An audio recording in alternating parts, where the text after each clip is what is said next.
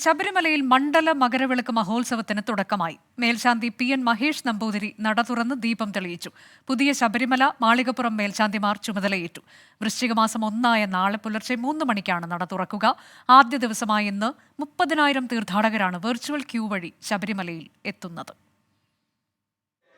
തന്ത്രി കണ്ഠരര് രാജീവരുടെയും കണ്ഠരര് ബ്രഹ്മദത്തിന്റെയും സാന്നിധ്യത്തിൽ മേൽശാന്തി നട തുറന്നു.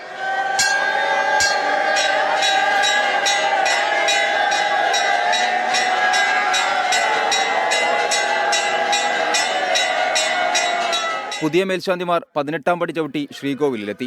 പിന്നാലെ ദർശന സൗഭാഗ്യം തേടിയെത്തിയവർ നിറഞ്ഞ മനസ്സോടെ അയ്യപ്പനെ തൊഴുതു. ചരണമന്ത്രമുഖരിതമായി അയ്യപ്പ സന്നിധി.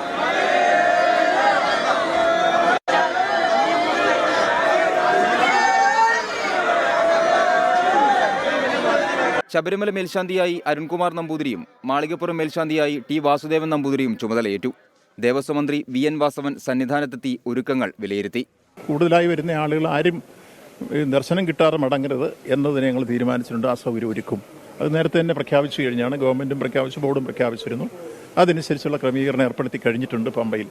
പിന്നീട് ഇപ്പോൾ ഈ വെർച്വൽ ക്യൂവിൽ നേരത്തെ ബുക്ക് ചെയ്ത് 70,000 ബുക്ക് ചെയ്ത് മുഴുവൻ വന്നോളുന്നില്ല. എല്ലാം ഇടയ്ക്ക് ക്യാൻസലേഷൻ വരും. അതിനനുസരിച്ച് മറ്റതിൽ നമ്മൾ മാറ്റങ്ങൾ വരുത്തുകയും ചെയ്യും. പതിവിൽ നിന്ന് വ്യത്യസ്തമായി നാളെ മുതൽ 18 മണിക്കൂറാണ് ദർശന സമയം. പുലർച്ചെ 3 മണിക്ക് നട തുറക്കും. 24 സന്നിധാനം.